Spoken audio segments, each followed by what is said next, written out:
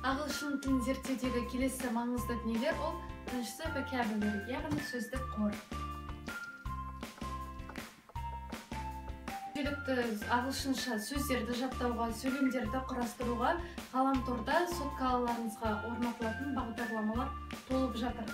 Яғни біріншісі ол apps. Экранға сіздерге керекті ресурстардың тізімін шығарамын. Vocabularyдағы екінші маңыздысы ол books. Әдебиетті оқығаныңыз жөн. Себебі бұрынғы көне әдебиетті, Шекспирдің кезіндегі әдебиетті біріншіден ол күрделі, екіншіден ондағы сөздер қазір қолданылмайды. Және де оқып жатқанда жалпы не жайлы болып жатқан түсінсеңіз болғаны, барлық сөзді білуіңіздің қажет емес. Яғни маңызды деген сөзді аударып алыңыз да, ары қарай оқып жалғастыра беріңіз. Жоғарыда vocabulary, яғни сөзді қорға тоқталып білсек, енді listeningге тоқталады.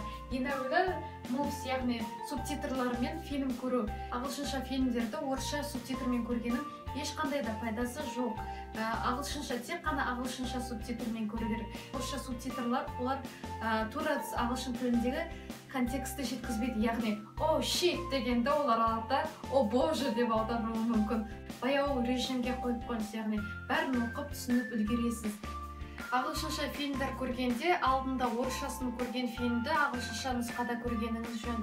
Себебі ондағы сюжетті түсініп болам дегеніңізше барлық назарыңыз соған ауып кетеді. Сіздің назарыңыз тек қана тілін меңгеруге бағытталу қажет.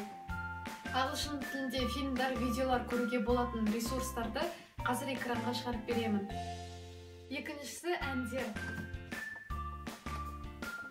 Яғни ағылшынша әндер тыңдаңыз, оның сөздерін тауып алып, қоса бірге өлең айтыңыз. Және де мен сіздерге айтайын, Фрэнк Синатраның, сондай-ақ Битлстың орындауындағы әндер өте түсінікті. Үшіншісі ол аудиобукс. Яғни ғаламторда терсеңіз, тіпті ВКонтакте әлеуметтік желісінде де ағылшын тілінде көптеген кітаптар толып жатыр. Vocabulary сөздік қорды айтып өттік, listeningді айтып өттік, енді speaking. Біріншісі English time. Режимнің маңызы өте зор.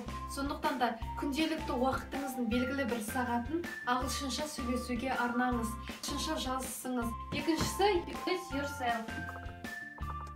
Яғни күнделікті сізбен ағылшынша сөйлесетін адамдар табыла бермеуі мүмкін. Сондықтан да өз-өзіңізбен сөйлесіңіз ағылшынша.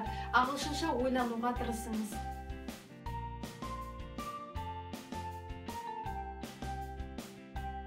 Ағылшын тілі сіздің өмір салтыңызға айналу керек.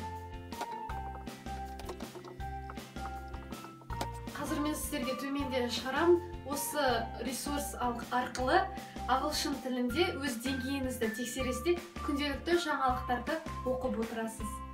Қателер жасаудан қорықпаңыз. Қате арқылы үйреніңіз, яғни қате жасағаннан кейін ғана сіз оны жақсы меңгеріп кетесіз. Яғни қате жасасаңыз, өту мен қателестім демеңіз, о, қате жасадым ба? Қызықты екен деп айтыңыз. Ағылшынша сөйлеңіз.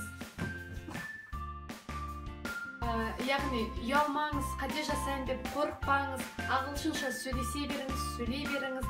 Және де фильмдер көргенде сондағы актерлар қалай айтты, произношениені тап солай созатын жерде созып, жоғарылататын жерде жоғарылатып, тап солай қайталаңыз.